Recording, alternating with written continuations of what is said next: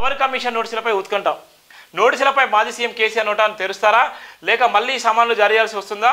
ఇప్పటికే పీకలోతు కష్టాల్లో ఉన్నటువంటి కేసీఆర్ పవర్ కమిషన్ నోటీసులపై ఇప్పుడు కూడా కేసీఆర్ నోటీసులు అందిన నేపథ్యంలో ఆయన ఇప్పటికే భయంకరమైన నేపథ్యం ఉంది. ప్రభుత్వం ఓడిపోయినప్పటికీ ఎంపీ సీట్లలో కూడా మొత్తం పూర్తిగా ఆయన చేసినటువంటి అరాచకాలు, ఆయన చేసినటువంటి నియంత పాలన, ఆయన జీవితాన్ని ఆగం చేసిన నేపథ్యం ఉంది. 9 సంవత్సరాలు గడగడలాడించినటువంటి తెలంగాణ రాష్ట్రాన్ని ఈరోజు అయితే ఇవాళ చెప్పగానే చెప్పొచ్చు, ఇవాళ కనీసం మందలించే వాళ్ళు లేరు, ఇవాళ ప్రశ్నించే వాళ్ళు కూడా లేరనే నేపథ్యం ఉంది. తెలంగాణ మాజీ సీఎం కేసీఆర్ మేడకు ఉచ్చు బిగిస్తుందా?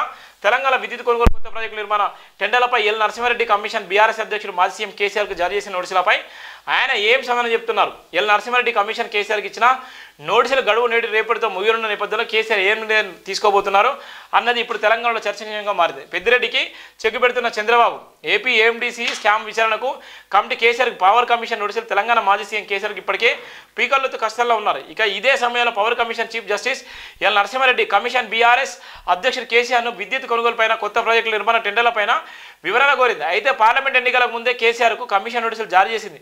ఎన్నికల్లో అసలైన గేమ్ చేంజర్ పవన్ కాదు, ఆయనే ఎవరు గుర్తించడం లేదు. కేసీఆర్పై ఈడీ కేసీఆర్ రఘునందన్ రావు సంచలన న్యాయ నిపుణులతో కేసీఆర్ సంప్రదింపులు పార్లమెంట్ ఎన్నికలు ఉన్నందున జూలై 30వ తేదీ వరకు వివరణకు అవకాశం ఇవ్వాలని కేసీఆర్ కమిషన్ కోరారు.